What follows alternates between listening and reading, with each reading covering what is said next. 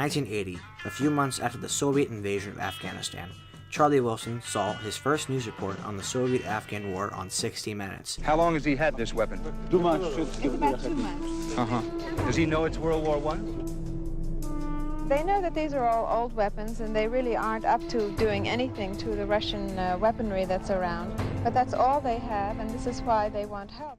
Solely from this report, Charlie called the House Subcommittee on Defense and immediately doubled the budget from $5 million to $10 million. Previous to learning the slaughter of Afghans, Charlie Wilson had stated that he knew nothing of the nation of Afghanistan.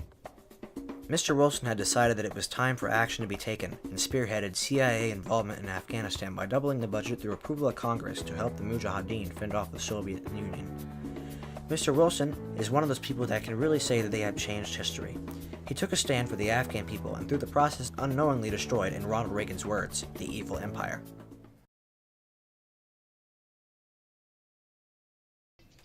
Charles Nesbitt Wilson was born on June 1, 1933, in the small town of Trinity, Texas. According to Mr. Wilson, he entered politics as a teen running against his neighbor, City Council member Hazard. When Wilson was 13 years old, his dog went into Hazard's yard. Hazard punished Wilson by mixing crushed glass into the dog's food, killing it. Following the death of his dog, next election, Wilson obtained his driver's permit and drove 96 voters in his family's two-door Chevy. As passengers left his vehicle, Charlie told each of them that he did not want to influence their vote, but wanted to tell them that Hazard had purposely killed his dog.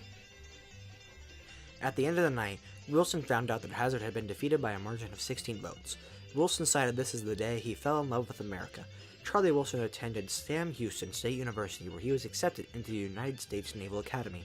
While at the academy, he earned his bachelor's and graduated 8th from the bottom of his class in 1956. For the next 4 years, Mr. Wilson served in the United States Navy as an officer on a U.S. destroyer looking for Soviet submarines. Mr. Wilson volunteered to help in John F. Kennedy's 1960 campaign, and while on naval leave, entered his name to the race for Texas State Representative. This therefore violated Navy regulations and was subsequently discharged, following his swearing in 1961 at age 27. In 1955, when the United States declined funding Afghanistan's military, Prime Minister Daoud turned to Moscow for military assistance and training. A Soviet grant for $100 million was granted for infrastructure projects. Paramount were military airfields. While Daoud's cousin, King Zahir Shah, was in Italy for medical treatment, Prime Minister Daoud seized power in 1973 with a group of military officers. Zahir Shah's experiment limited democracy largely failed, and most Afghans welcomed Daoud's return to power. Many saw Daoud as a forceful ruler who could bring back order to Afghanistan, even though he had allied himself with the communists. Daoud's allies arrested hundreds of members of the Muslim Brotherhood, in which many were executed. Following the killings, in 1975, Daoud dismissed all communists from his cabinet, and later his new constitution was approved, which created the presidential one-party system. However, even as relationships deteriorated between Afghanistan and the Soviet Union, aid agreements were reached with other nations, such as India, Iran, and the oil-rich Arab states. When conditions failed to improve despite foreign aid, communist groups allied with the Afghan military officers staged a bloody coup, during which Daoud's entire family was murdered. The PDPA called its bloody coup the Saur Revolution. The communists placed President Nur Muhammad Taraki, in which they implemented new reforms which enraged many traditionalists. The PDPA faced internal dissidents and civil resistance. Soon, President Taraki was assassinated by members of a rival party, and their leader, Hafizullah Amin. Even though Soviet leadership supported Taraki, they were suspicious of Amin, and the coup occurred too suddenly for Moscow to intervene. When Amin went into power, he tried to gain religious support by repealing some of the anti-religious policies. However, this did little to erase hostility among the Muslim population. With the Soviets fearing that the Islamists may overthrow the government, they invaded in the last days of December 1979.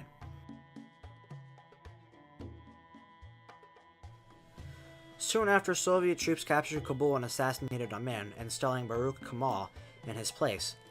Resistance to the Soviet troops grew quickly and fiercely. Resistance leaders appealed to all Afghanis on their Muslim identity and Afghani nationalism. The fighters who resisted soon became known as the Mujahideen, in a jihad or a holy war. The leaders of these resistance groups had been university students during the 1970s, when they had been organized into groups such as the Muslim Brotherhood. The Soviet-sponsored governments in Kabul tried to build popular support for its initiatives with local tribes by offering food and fuel if they chose to support the PDPA. However, resistance grew further. Mujahideen groups in the mountains had great success ambushing Soviet troops. After these attacks, the Soviet forces retaliated by attacking villages housing non-combatants.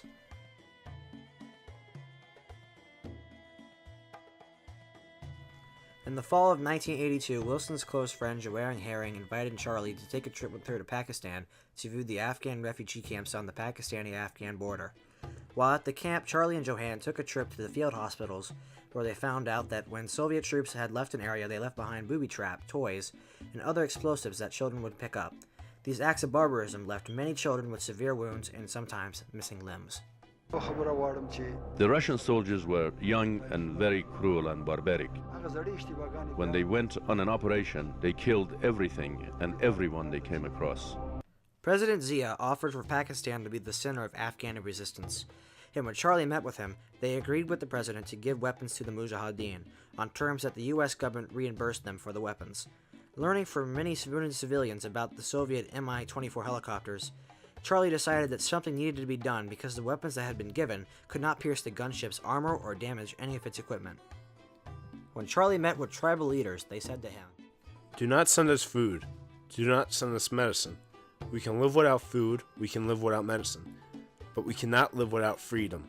Send us guns." Pashtun tribal leader. Charlie decided that the Mujahideen needed a weapon to destroy heavy Soviet equipment. With help of the CIA agent Gust Avocados, Charlie got the Mujahideen better weapons to combat ground troops. By increasing support of the Mujahideen, Charlie and Gust felt that they could take revenge on the Soviets for their funding of the Viet Cong and the MVA in the Vietnam War. Charlie became obsessed with the Soviet helicopters and felt drastic measures needed to be taken.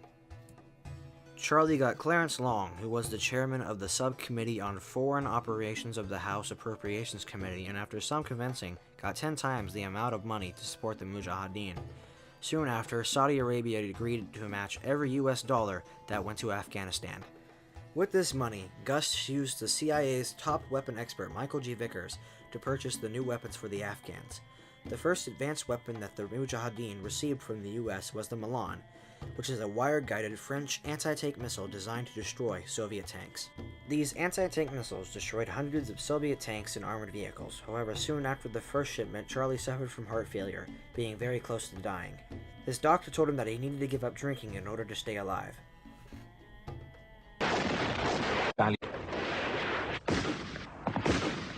In their War of the Roads, the Mujahideen destroyed thousands of trucks along this vital supply route, causing severe fuel shortages in the capital.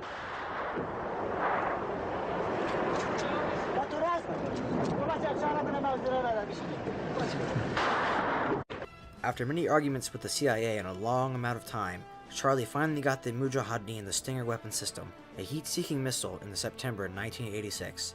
Within the year, the Mujahideen shot down 100 Soviet helicopters and fighter jets with the Stingers. By war's end, the Mujahideen shot down 333 helicopters and 118 fighter jets, killing at least 2,000 Soviet troops. On the 14th of April, 1988, at the United Nations, Pakistan and Afghanistan signed the Geneva Accords. This treaty deemed a non-interference in Afghanistan from neighboring nations, international recognition as a sovereign state by the US and the Soviet Union. Following this, on February 15, 1989, the last of the Soviet forces crossed the Friendship Bridge on their way back to the Soviet Union. As a direct result, 2 years later, the Soviet Union collapsed on December 26, 1991, due to prolonged conflict in Afghanistan. Charlie was always quick to deflect any credit and point it to those fighting and those in the background. But the real credit goes to those just unbelievable warriors in the mountains that started out without any shoes, without any guns, and took on what was then believed to be the most powerful army in the world, and absolutely defeated them. After the defeat of the Soviet Union, the United States funding dried up due to Congress thinking there would be no need to fund after the collapse. After spending billions of dollars, it was estimated that it would only take $10 million to rebuild Afghanistan's infrastructure and to reorganize their government. This action resulted in the power vacuum that resulted in the Taliban and Al-Qaeda's rise to power, therefore creating long-term problems for the United States. This power vacuum resulted in the collapse of one evil, but the rise of another. The collapse of the Soviet Union was replaced by the rise of Islamic terrorism, and the United States' #1 national security concern.